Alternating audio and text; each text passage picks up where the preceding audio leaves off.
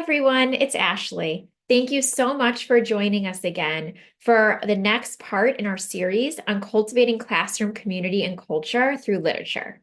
Today, we're going to be focusing on cultivating empathy through picture books. And specifically, this is an interactive read aloud planning session geared for grades pre-K through first. As a reminder, this webinar series is brought to you through the Greeley Center for Catholic Education at Loyola University in Chicago. Please check out their website. They have wonderful free educator resources and also a one-pager to accompany each webinar in this series. Before we get started diving into new content, I want to take a moment to connect with you all, even though unfortunately I can't see your faces or be in the same room. I believe that talking and discussing books is always a wonderful way to connect. So here are some great diverse books to have on your radar, specifically that might be good fits for pre-K through first grade. One that I wanted to feature is Eyes That Kiss in the Corners by Jennifer Ho. It is about a Vietnamese girl who notices her eyes are a bit different from her friends.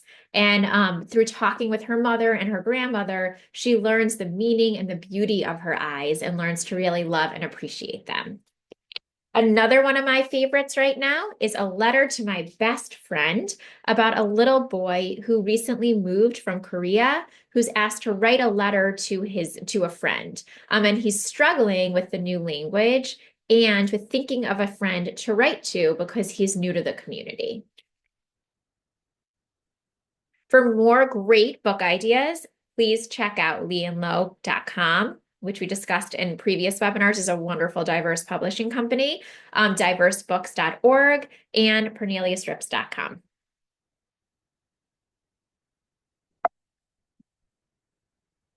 Okay, so before we get started diving into this planning session, I wanted to take a moment to reflect on our previous learning from the first two webinars. The work that we're doing today stands on the shoulders of the topics that we discussed in the first two, the two sessions. So as a quick reminder, we spent time learning and discussing the phrase and the philosophy, mirrors, windows, and sliding glass doors. We discussed this in terms of how problematic it is that there are just not enough diverse books published and in our classroom libraries, and how important it is for students to have books in which they see themselves in the stories and where they have the opportunity to learn about other people and cultures. As a reminder, the term mirror refers to text that reflect one or more aspects of a student's identity or experience. The term window refers to texts that offer insight into someone else's experience or world. And sliding glass doors are when readers can walk into a story and become part of the world. We discussed how it's so important for students to have opportunities to interact with both mirrors and windows. And we discussed ways in which to start diversifying your classroom library.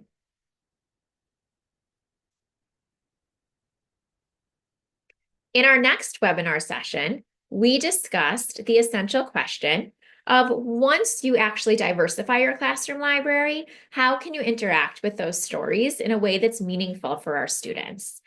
We talked about how one way we can do that is by really zooming in on the windows in our classroom library, on the books that expose our children and our students to people and cultures different from their own. Once we do that, we talked about using the model of the interactive read aloud, which is a structure for interacting with books, in which you read aloud a story, but you also embed the teaching of skills and strategies. This can be used for any reading skill and strategy, and also for SEL skills and strategies, such as building empathy for characters and people different from ourselves.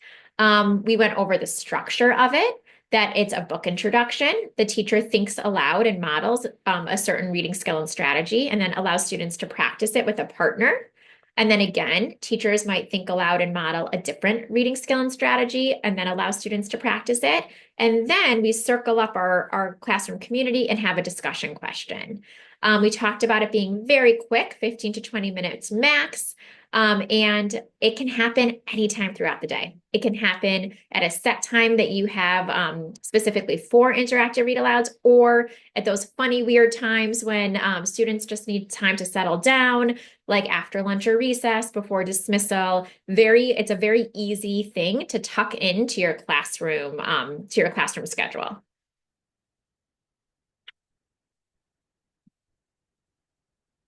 So today, the question that we're going to be answering is, how can we plan an interactive read aloud that cultivates empathy for people different from ourselves?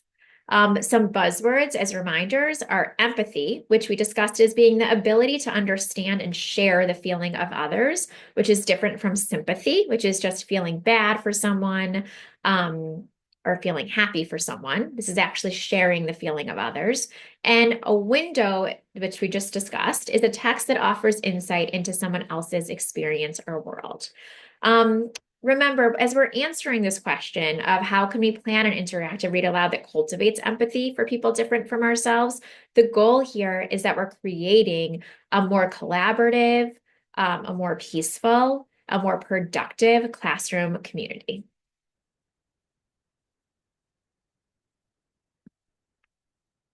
So let's get organized before we dive into this work. Throughout the rest of this session, it would be great if we could pretend like we're kind of meeting in the teacher's lounge, right?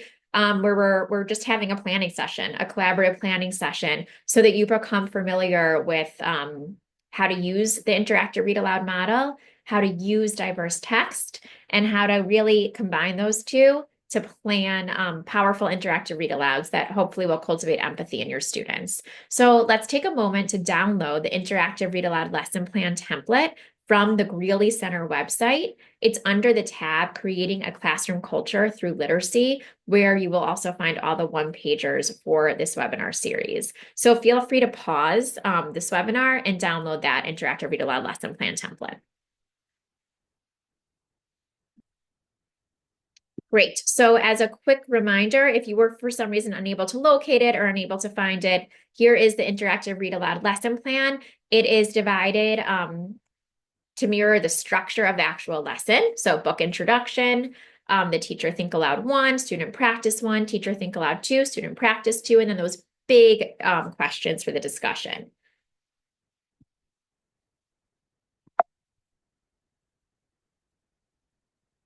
Okay, so let's get into the process now of how do we plan an interactive read aloud that cultivates empathy for our students. So the first step is we want to choose a story that features diverse characters, settings, or problems, one that serves as a window for your students. Now, it's important to remember that that's going to look different depending on the student population in front of you. Okay, so we can't just hold up a book and say this is a window for every student. You have to really look at your students and ask yourself, what are windows for my students that might expose the students in front of me to people's experiences, cultures that are different from their own. Once we do that, we read the text through the lens. Which parts are emotionally heightened and might be good opportunities for students to practice standing in the shoes of the character and mark those spots down, because more often than not, the parts of the story that you find to be emotionally heightened, that you have a response to, your students will as well. I do have to say, before 1 and 2, I always tell teachers to read the story just for enjoyment. Make sure you like the story, obviously, because if you like it, your students will love it too. And then you want to read it through the specific lens. Third step is determine which empathizing strategies might be most fitting to teach at those parts. Remember, we always state the skill that we're teaching in reading and the strategy. How do we actually achieve that skill? So readers empathize with characters by, and then we have a list of strategies that you might choose from. And then you want to plan your model think aloud, your turn and talk setups, and discussion questions. And obviously, feel free to use the planning template to help you, okay? So now we're going to walk through these steps together so that you become really familiar with how to approach this process. So step one, we know, is to choose a story that features diverse characters, settings, or problems, one that serves as a window for your own students, okay? So today, we're going to be working with a great story called Tomatoes in My Lunchbox by Constantia Manoli. The reason I'm going to give you a quick summary of this title, because unfortunately, I know that you don't have the text in front of you, and it's very hard to read the entire story over a webinar. So I'm going to give you a quick summary, and that should be enough to interact with the text. So it's about a little girl who is newly arrived in the country, and she feels like an outsider. She feels displaced. On the first day of school, her teacher mispronounces her name. She opens up her lunchbox and there's a whole tomato in it, and she feels like all eyes are on her, and she's having trouble connecting, and she misses her home. Ultimately, she is able to connect with another girl in her class and starts to realize that there is a place for her in this community. So it's a really, really, really sweet story, and a really good fit for classrooms where there might not be many students who have newly immigrated to the United States. So this is a great opportunity to expose students to the experience of children who are new to the country, who might be feeling displaced and like an outsider.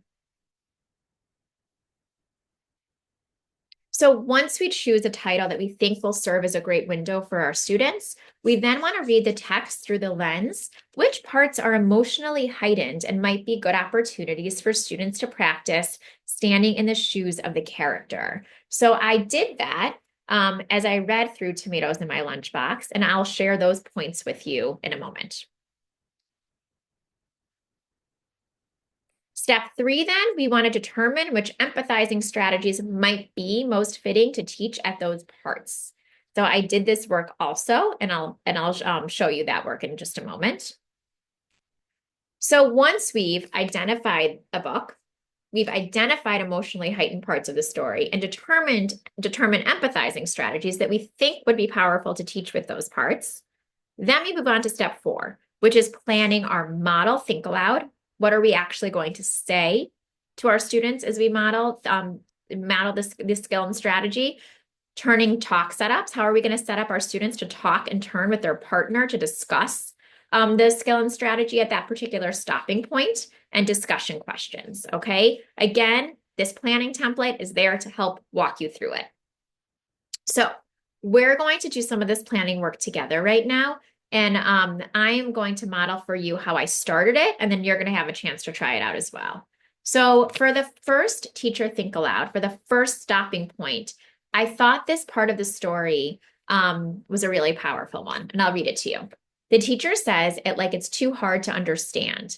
Then she says it again, one syllable at a time. It's strange and sharp and sounds like something is breaking. Then children in my class say my name, and it is like it doesn't fit in their mouths. It sounds like a question every time. So I'm going to pause here. That really just was a really a moving page to me. Like I felt like she felt so displaced. I felt like I've seen those situations before where teachers or people in power mispronounce children's names. I've definitely made that mistake myself, unfortunately, in the past, and the impact that it has on students. So I wanted to pinpoint this moment, this stopping point. So I also thought that the strategy that could be powerful here is, if I were in the character's shoes, what would I be wishing for right now? She's definitely has to be thinking like, oh my God, I wish something, right? So if I were teaching this, I might say, I'm going to stop here, readers. And I want you to watch me as I practice empathizing with the character by asking, if I were in the character's shoes, what would I be wishing for right now? So I think I would be wishing that the teacher learned how to pronounce my name before she said it in front of the whole class, because it would be making me feel like I wanted to disappear. Think I would, if I were in the character shoes right now, I would be wishing maybe to be back home where people know how to pronounce my name. I probably would be wishing that I never moved to this place in the first place. Okay, did you notice how I kind of paused here and I asked myself, well, if I were in I practiced empathizing by asking myself, if I were in the character's shoes, what would I be wishing for right now?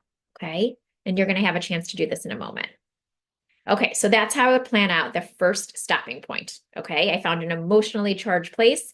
I asked what empathizing strategy would be effective to teach at the stopping point, and then I planned out exactly what I was going to say and do in front of my students. Okay. For the next student practice, where we're asking them, it's still number one, right? So I modeled this a skill and strategy, and I'm going to have students practice the same exact skill and strategy at a different stopping point. The stopping point I chose is on the page here. When we came here, we left the place where my name fit. We took what we could and closed it in our suitcases. So again, I thought this was really emotionally charged. She very much shows us that she didn't want to leave her home, that it seems like it was almost urgent in a hurry, that they just like stuffed things that they could in their suitcase and fled. So here I might say to students, okay, now it's your turn to practice empathizing with the character by asking, if I were in the character's shoes, what would I be wishing for right now? I want you to think about that question, and I want you to put your thumb up when you have some response to it. If you were in the character's shoes, what would you be wishing for right now? At this moment where they took what they could and closed it in their suitcases. And then I would have students, once I see enough thumbs up, have them turn and talk with their partner. So they have this chance to practice empathizing, okay? All right, so now it's your turn, okay? Now it's your turn to practice planning this interactive read aloud, okay? So remember that. So I featured 2 pages on here, 2 different parts of the story that I thought were emotionally charged. And I want you to ask yourself now, which same strategy would be powerful to teach at both of these stopping points? What would you say or do during the think aloud on the first page? And how would you set students up to practice turning and talking on the second page, okay? So on the first page that's featured, it's the part where the narrator has that whole tomato in her lunchbox and she takes a bite and it squirts all over her shirt. And it says, but I have to spend the rest of the day with those stains on my shirt. The next page is a few pages later in the story where she's connecting with a classmate finally. And her classmate says, I like something about liking her yellow scarf and how it's her favorite color. And the narrator says, I whisper, it's my favorite color too. I've never told anyone here that before. Okay, so I want you to pause your screen, and I want you to take a moment to go through this process. What strategy are you teaching with these 2 pages? What would you say or do during your model? What would you say or do to set your students up to discuss for the second stopping point?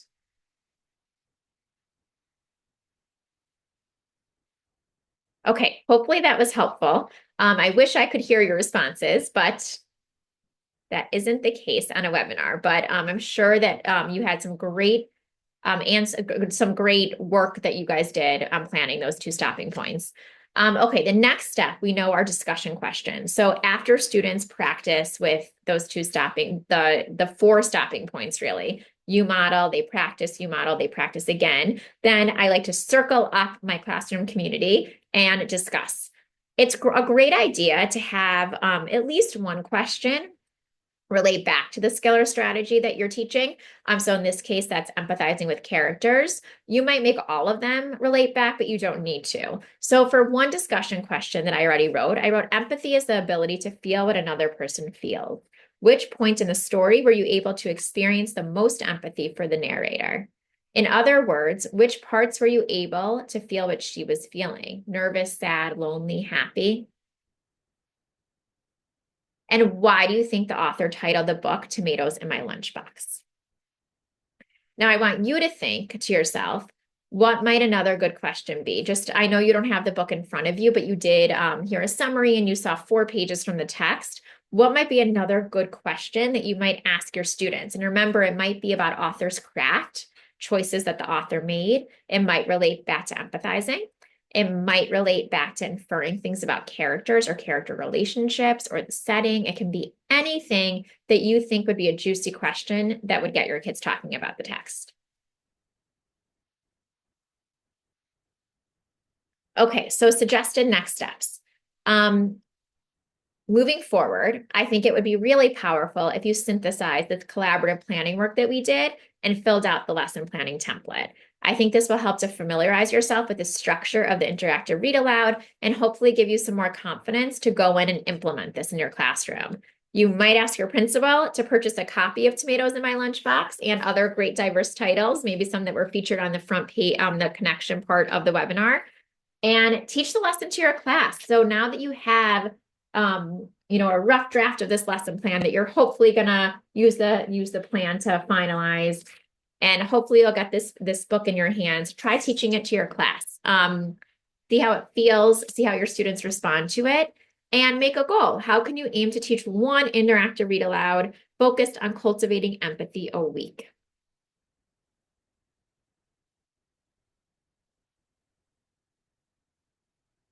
Thank you so much for joining me today on this planning session. I hope it was helpful, and that you're feeling a bit more confident in trying this out, and you're seeing how we can combine these elements of diversifying our classroom library and really teaching reading skills and strategies, SEL skills and strategies to our students to create a more collaborative, tolerant classroom community. So just so you know, there's 4 different webinars that are published on the website, on the Greeley website, all aiming at cultivating empathy through picture books divided by grade band. So this was the pre-K through first. Feel free to check out the other grade levels as well. As we know, picture books are not grade specific. So the grades 2 or 3 could very well, and grades 4 and 5 even could very well apply to first grade, kindergarten, and even pre-K. So thank you so much for joining me. As always, reach out. If you have any questions, if you fill out lesson plans and you even want feedback on them, feel free to email them over to me. I'm more than happy to provide feedback. And thank you so much. Good luck with this work.